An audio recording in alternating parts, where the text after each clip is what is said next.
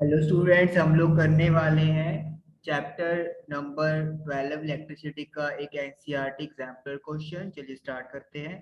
Question है, what is electrical resistivity. Electrical resistivity क्या होता है, ये हमसे पूछा हुआ है। चलिए पहले इसी को डिफाइन करेंगे।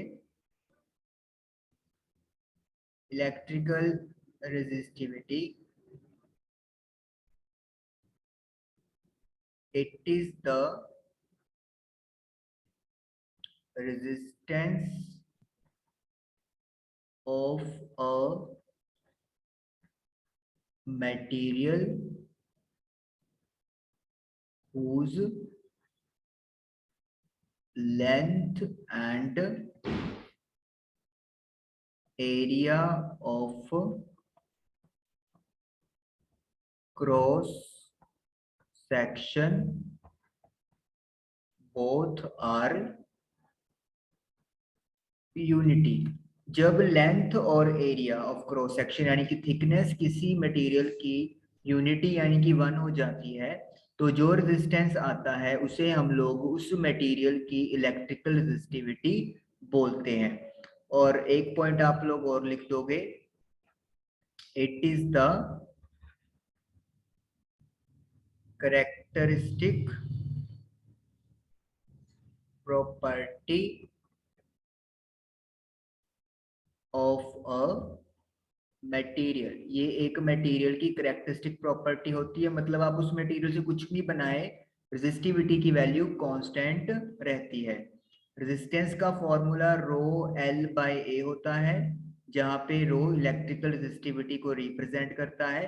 तो यहाँ से आप रो का फॉर्मूला लिख सकते हो, R multiply by A by L, where capital A is area of cross section and L is the length of the wire, or we can say conductor।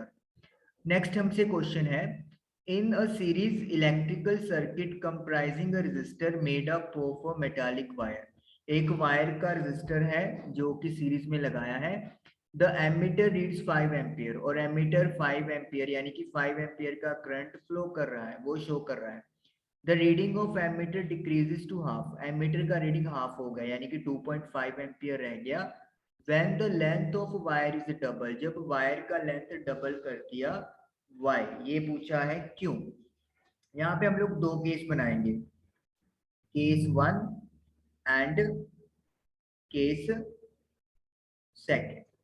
आपको पता है बाय ओहम्स लॉ, जब हम लोग voltage source को change नहीं करते तो जो करंट होता है वो रेजिस्टेंस के इनवर्सली प्रोपोर्शनल होता है। तो इसका मतलब फर्स्ट केस में जो करंट है I1, उसे आप सपोज कर लो 5 एम्पियर, और जो रेजिस्टेंस है R1 उसे आप सपोज कर लेते हैं RL1 upon A1। Second case में जो करंट है वो आपका क्या हो गया है, हाफ हो गया है, बट हम लोग वो प्रूव करेंगे यहाँ पे कि क्यों हो गया। रेजिस्टेंस जो है वो R2, हमने मटेरियल तो चेंज नहीं किया वायर का, तो रो चेंज नहीं होगा। लेंथ लेकिन हमने क्या कर दिया, डबल कर दिया, यानी कि अगर पहले लेंथ L1 है तो अब लेंथ क्या हो जाएगी 2L1, डबल हो गई। क्या हमने वायर की थिकनेस चेंज की, कहाँ कहीं पे भी नहीं लिखा कि हमने वायर की थिकनेस कम या ज्यादा किया या स्ट्रेच किया वायर। तो इसका मतलब है जो वायर का एरिया ऑफ क्रॉस सेक्शन है वो सेम रहेगा, दैट इज A1। तो जब आप लोग इसे अरेंज करके लिख रहे हो तो you are getting rho L1 upon A1, जो किसके इक्वल आ गया, R1 के इक्वल आ गया। तो हम लोग ये कहेंगे कि जो नया रेजिस्टेंस है वो पुराने वाले से डबल हो गया। और अगर रेजिस्टेंस डबल हो गया तो ऑटोमेटिकली है जो करंट है वो हाफ हो जाएगा, क्योंकि I जो है वो रेजिस्टेंस के इनवर्सली प्रोपोर्शनल है।